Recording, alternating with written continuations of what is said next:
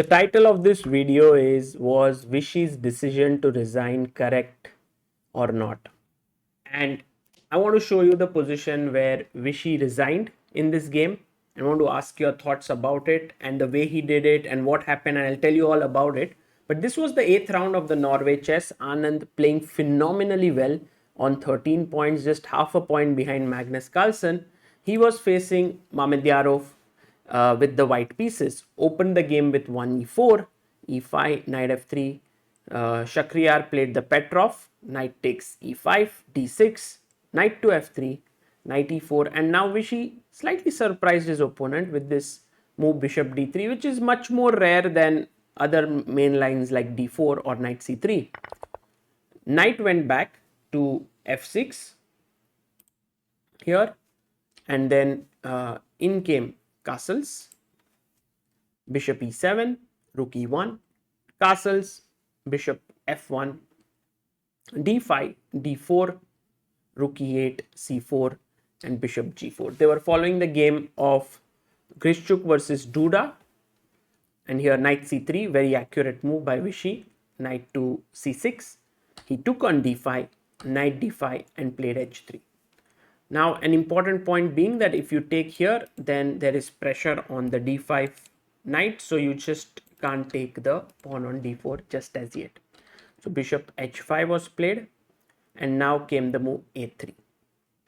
Shakh took, pawn takes, and played his bishop to d6, and Vishy Anand here continued bishop e3, queen to f6, and bishop d3. Mamedyarov in his post-game interview said that if this was not the penultimate round, he would have most likely taken, and played knight e7 when he felt that black had very good drawing chances here. But Vishy would have pushed with this bishop pair. So Mamedyarov's decision to actually not take on f3 was pretty good one. He played h6. Anand now played g4, bishop g6. And already the position was getting a bit risky strategically because the f4 square is weak. And Mamedyarov latched onto it with knight e7.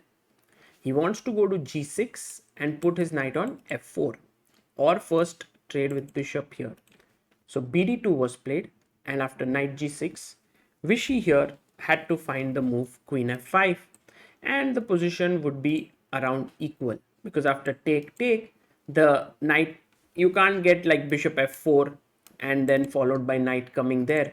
If you play directly knight f4, I can just take, and this is equal.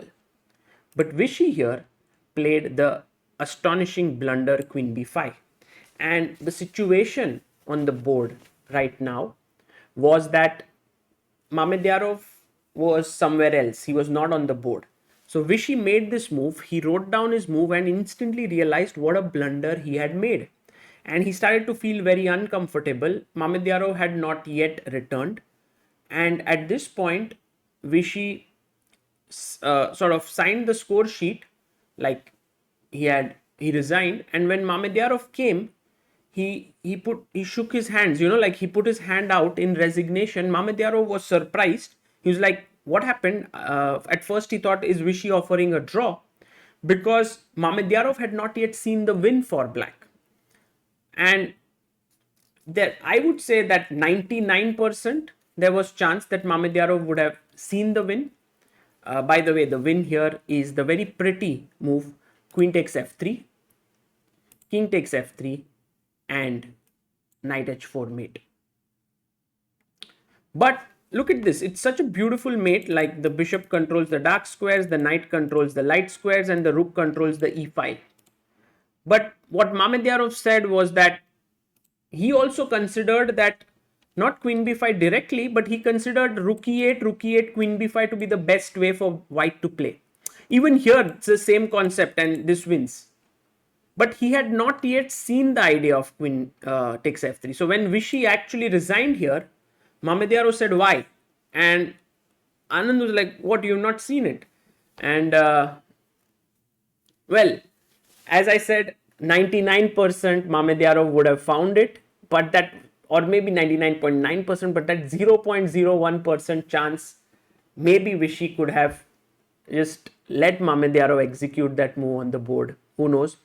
Um, also, um, yeah, but also there's the other side to it, that maybe this was like Vishy just was so upset with himself for making such a move that he thought it's not wise to continue. Maybe he could have made the move and left the table and waited for Mamedyarov to move, make queen f3 and then resigned. But this is all in hindsight. For now, I would just say that Vishy, with this loss, is still on 13 points. Mamedyarov has raced up to 14 and a half. Magnus is still fighting with MVL. The last round against Aryan Tari is a very important one for Vishy. Let's see how that pans out. But taking nothing away from the champion, he's played amazingly well. This was a blind spot and it could have happened to just about anyone. This is Sagar Shah signing off. Bye bye.